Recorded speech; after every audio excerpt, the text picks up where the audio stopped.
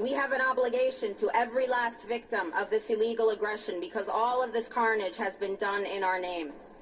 Since World War II, 90% of the casualties of war are unarmed civilians, a third of them children. Our victims have done nothing to us.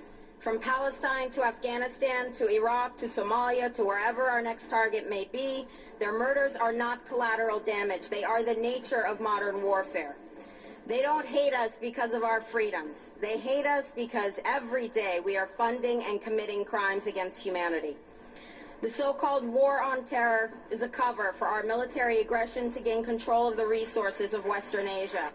This is sending the poor of this country to kill the poor of those Muslim countries. This is trading blood for oil. This is genocide, and to most of the world, we are the terrorists. In these times, remaining silent on our responsibility to the world and its future is criminal. How dare any American criticize the actions of legitimate resistance to illegal occupation? The civilians at the other end of our weapons don't have a choice, but American soldiers have choices. And while there may have been some doubt 5 years ago, today we know the truth. Our soldiers don't sacrifice for duty, honor, country. They sacrifice for Kellogg, Brown, and Root. They don't fight for America. They fight for their lives and their buddies beside them because we put them in a war zone. They're not defending our freedoms. They're laying the foundation for 14 permanent military bases to defend the freedoms of ExxonMobil and British Petroleum.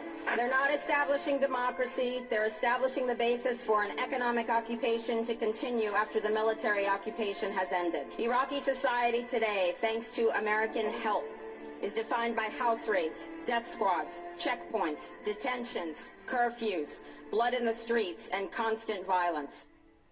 Frederick Douglass said, "Those who profess to favor freedom and yet depreciate agitation are people who want crops without plowing the ground.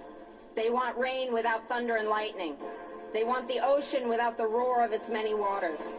The struggle may be a moral one, or it may be a physical one, or it may be both, but it must be a struggle. Power concedes nothing without a demand. It never has, and it never will. Every one of us must keep demanding, keep fighting, keep thundering, keep plowing, keep speaking, keep struggling until justice is served. No justice, no peace.